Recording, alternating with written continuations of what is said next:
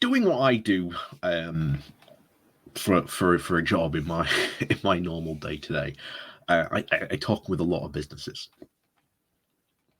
and especially businesses that have been certainly in trouble. They've had a very challenging, obviously, past 2 years. But more interesting, of course, is when you get a business in trouble, and sometimes you get owners who can recognize the fact that their business is in trouble and that they need to course correct in order to fix it. And of course, the big, obviously, key takeaway is there is at least recognize that there are problems that they need to fix. And it is those business owners who refuse to acknowledge that there are problems in the businesses that I have seen, and anyone else will testify. If you've got a business that is hemorrhaging money, literally, every day or every month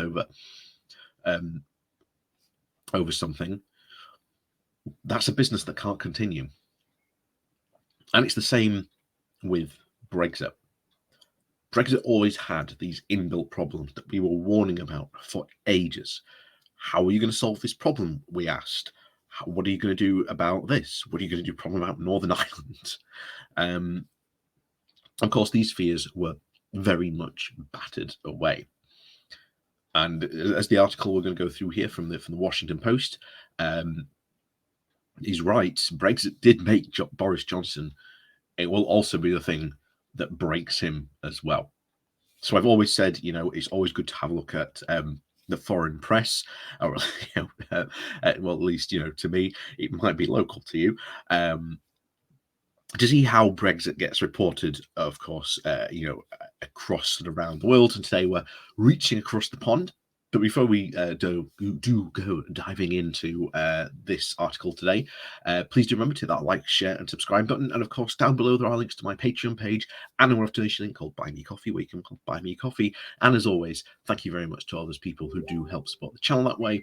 And of course, we'll see you all hopefully soon for a good morning walk, maybe tomorrow morning.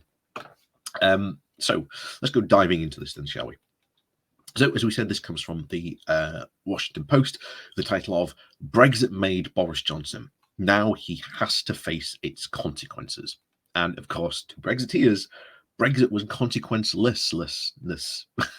So in their ideology world, everything should be, running fine, but it's far from. So it's a good thing for Boris Johnson that most Britons won't be thinking about Brexit when they vote in the local elections on Thursday. While many, again, who backed Britain's departure from the European Union will still credit the Prime Minister, the costs of this separation are adding to economic pressures they are now facing. It's too early to examine the full impact of the deal that set out the new UK-EU trade relationship some 16 months ago. But as the forces of globalization begin working in reverse, the UK's trade picture offers a real-world laboratory for the impact of newly erected trade barriers and even economic decoupling. One striking result of the first full-year review of a post-Brexit trade conducted by 4 researchers for the Centre of Economic Performance at the London School of Economics is the collapse of UK imports from the EU, its biggest trade partner, though that share had been declining for years before Brexit.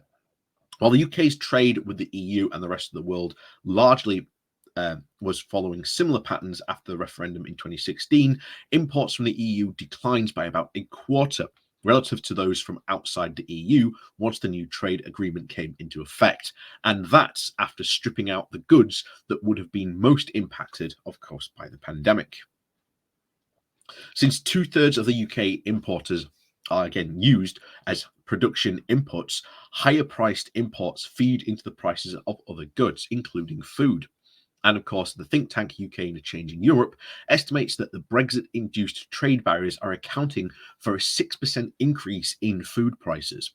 And Adam Posden, the president of the Peterson Institute for International Economics in Washington, and again a former Bank of England policymaker, told a conference panel hosted by the think tank last week that 80% of the reason of the UK's inflation is forecast to remain higher and for longer than any other group of the 7 economies can be put down to Brexit effects. Not everyone agrees, of course, with the impact on prices is so clear-cut. Economist Julian Jessup acknowledges that Brexit will have had a cost pressure, but attributes most of the divergence from the EU to energy policy. The same picture is also more sort of nuanced. UK goods exported to the EU declined post-Brexit, but at first glance, it doesn't look so dramatic. What's interesting here is, as the research noted, a sharp decline in the number of exported relationships. The new trade agreement does appear to have reduced the variety of goods identified by an 8-digit commodity code exported to the bloc each quarter by around 30%. While large exporters could absorb these fixed costs, many smaller businesses were exiled and less profitable from the EU markets. A few percentage points of GDP spread over many years is something that Brexiteers were always willing to accept, but just focusing, of course, on the direct hit to growth risks missing the broader impact that fewer foreign direct investments will have on innovation, diversity of talent, and the productivity. And when small businesses are hit, they are the biggest losers of the Brexit. It weakens the very dynamism needed for rebalancing Britain's economy, Jonson's very oft-cited levelling up agenda. While the labour market shortages may push up some wages, EU immigrants were also net contributors to the UK government finances as well. And while there has been a rise in net non-EU migration, the fall in net EU migration since the referendum has already exacerbated labour market shortages, and such a dearth of truck drivers, fruit pickers, and also workers in healthcare may be politically useful as a demonstration of taking back control, but it's not clear what other purpose it actually serves. Despite the promise of global Britain, essentially a freer trading nation, Britain's trade openness has fallen far more sharply compared to other advanced economies.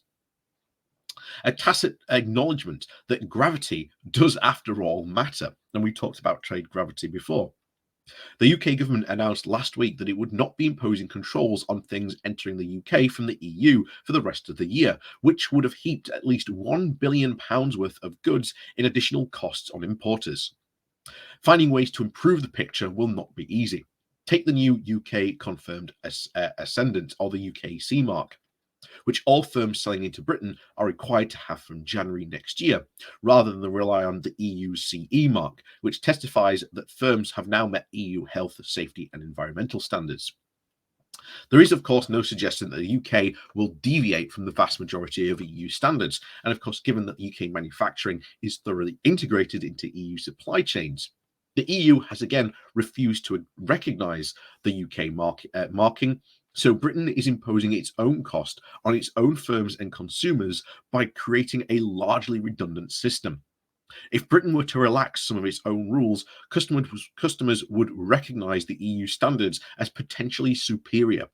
And if the UK seeks to impose stricter regulation on some areas, of firms could just default and just recognise the EU trademark and just bypass them. Brexit supporters were always ready, at least in theory, to sacrifice some economic advantage for the sake of regained sovereignty. But no one predicted that the world would change so dramatically in ways that make those sacrifices even far more costlier, and may not hurt Boris Johnson at the polls yet, but it makes his job of trying to deliver growth and opportunity that much harder. So, as you can see, even in the Washington Post, they're acknowledging, Brexit's not going well. And it's one of the things we've said, time and time again, when it comes to, experts listening to what they're saying, how they're covering things. The numbers do not lie. Brexit is not going well. And as I said at the beginning, if you were a business owner and you were in a similar situation where you are losing money, you are losing business, you are becoming less competitive, you have to acknowledge that there is a problem. But of course, we have a government which refuses ideologically to acknowledge that there is a problem with Brexit. Because many of these problems, as was said in that article there, these again, these very what were meant to be some short-term, or well, they were long-term losses, but the Brexiteers said, "Oh no, these are only just short-term losses." But of course, you've got people like Jacob Rees-Mogg, who certainly gave the game away, saying, "Oh, it'll take 50 years before we really know the impact of Brexit." But we already are starting to see a very, very clear picture of just what the damages of Brexit really means. And when you're losing small businesses, or as Brexit is hurting all these small businesses, how long before that starts to tick up into sort of the more larger ones? When a small business closes, you're looking at